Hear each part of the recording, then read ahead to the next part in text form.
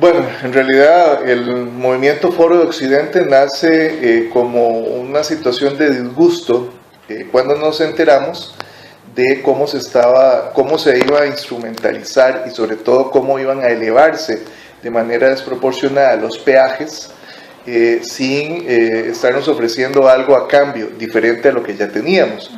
Es decir, si teníamos cuellos de botella ya hoy en día con una carretera pensada y hecha allá en los años 70 del siglo pasado, no era posible de que precisamente tantos años después, ¿verdad?, 40 años después, vinieran a decirnos que se va a recarpetear una ruta y que los peajes se iban a disparar. Eso precisamente fue lo que tocó el bolsillo, donde vimos muchísima gente, amas de casa, empresarios y demás, unidos por una causa que el virus nació propiamente en la ciudad de San Ramón, junto con alguna gente de Palmares, y ahí empezó a generarse toda la situación que luego se trasladó a formar foros en Naranjo, en Belén, por ejemplo, en Alajuela y otros sitios más para reclamar por este tipo de obra que se supone que nos iba a dejar con unos altos costos para la ciudadanía.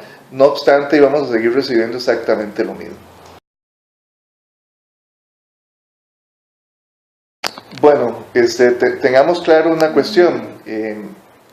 Hay una situación que un grupo de disidentes de Foro de Occidente que decidieron separarse, decidieron plantear la figura del fideicomiso, que digamos más que todo es una cuestión de procedimiento de dónde obtener los recursos, ante la desgastada situación de lo que eran las concesiones, y se hablaba incluso de irregularidades bastante grandes en cuanto a lo que era el traspaso, de que alguien podría licitar en una concesión internacional y luego de buenas a primeras simplemente obtenía esa licitación y luego se la trasladaba a otra empresa, como en este caso sucedió con OAS, que la adquirió avalado por el gobierno, y desde esa perspectiva se dijo no queremos más concesiones y se ideó la figura del fideicomiso. Esta gente, repito, se separó del Foro Occidente porque decidieron que no era prudente seguir socializando la información.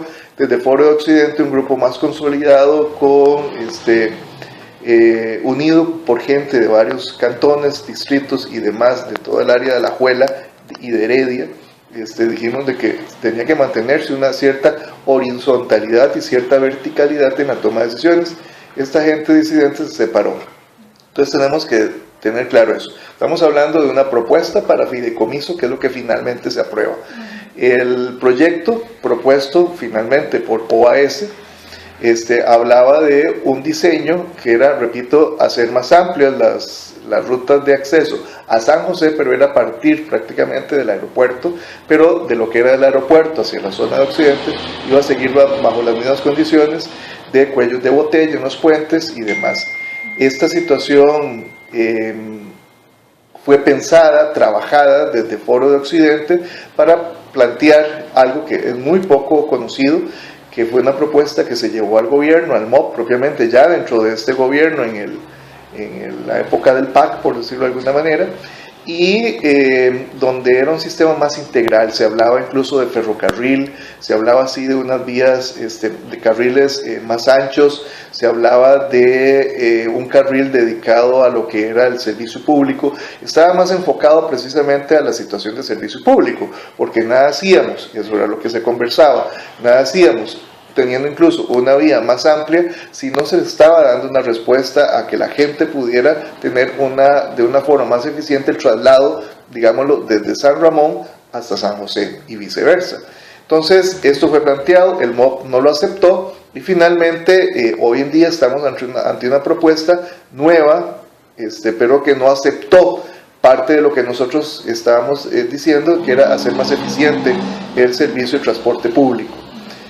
Simplemente se queda en la línea, que para mí eso es un atraso, se queda estancado en la línea de que hay que hacer una carretera mejor.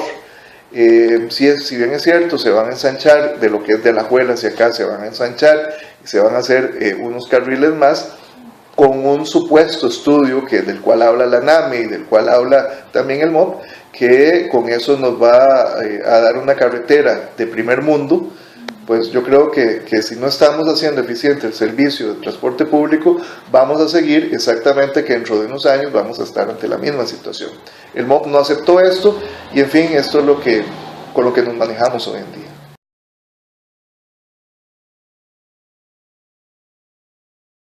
Mire, sí hubo un manejo poco claro. De hecho, esto nos llevó, y a mi persona me correspondió, redactar un proceso contencioso administrativo, medidas cautelares y demás, porque nada más le voy a contar esta parte. En la parte de los estudios de impacto ambiental, que tenían obligatoriamente que hacerse, encontramos de que lo que se había hecho desde hace varios años ya estaba caduco.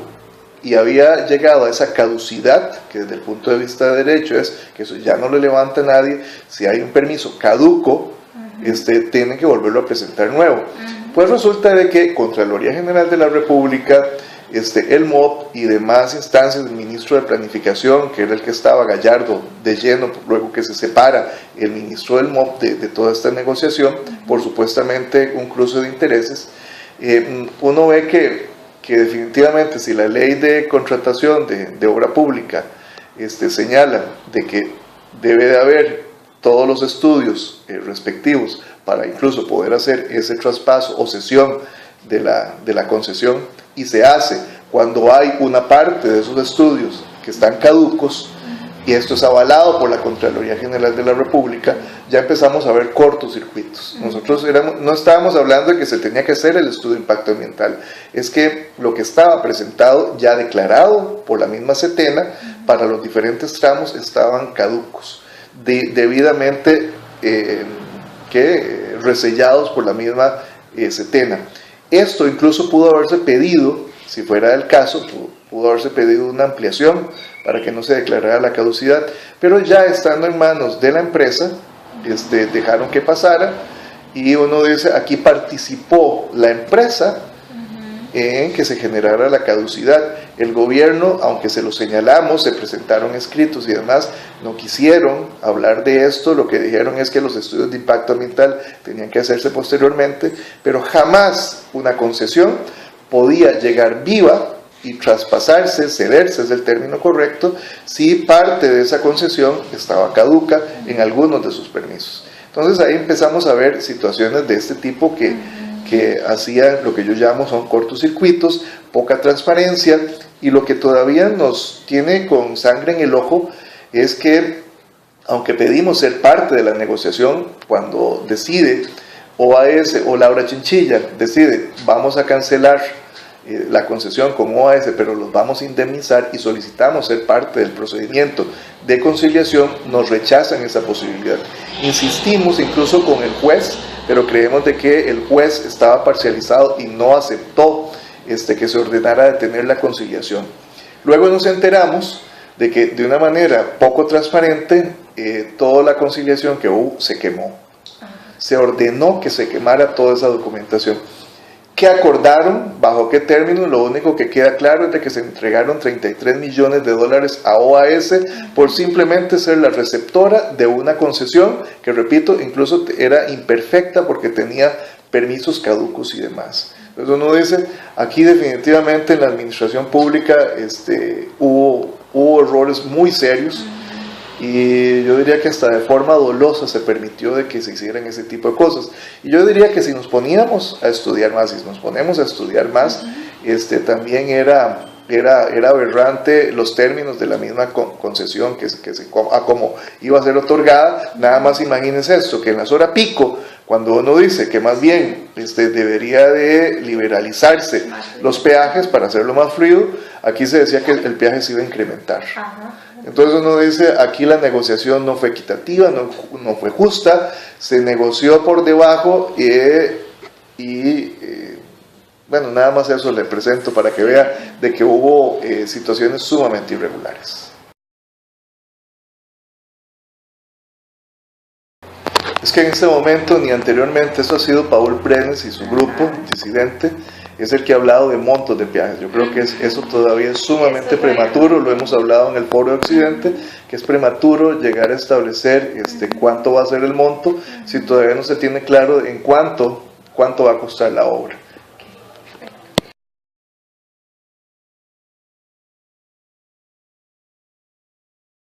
No, porque es prematuro el asunto.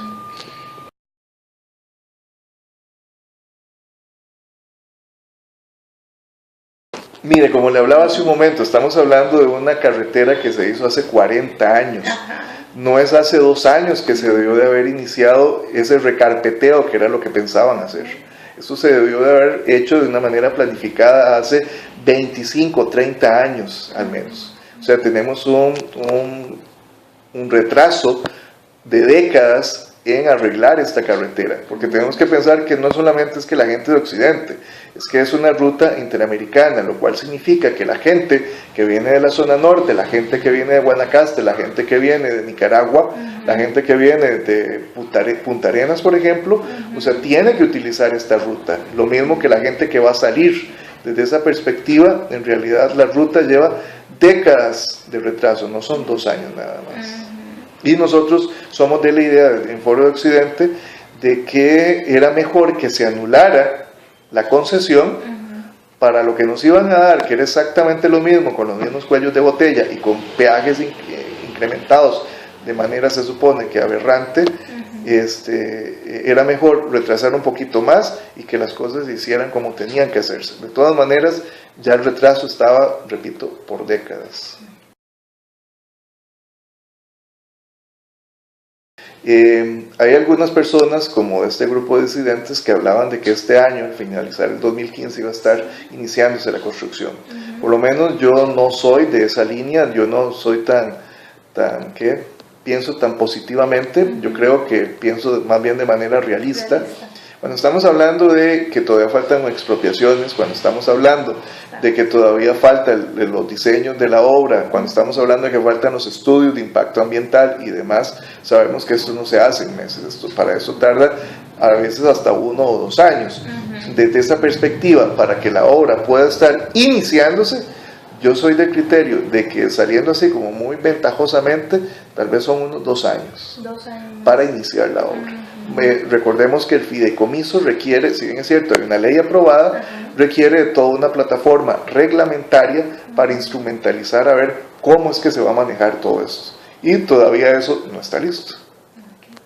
Muchísimas gracias, don Álvaro. Mucho gusto.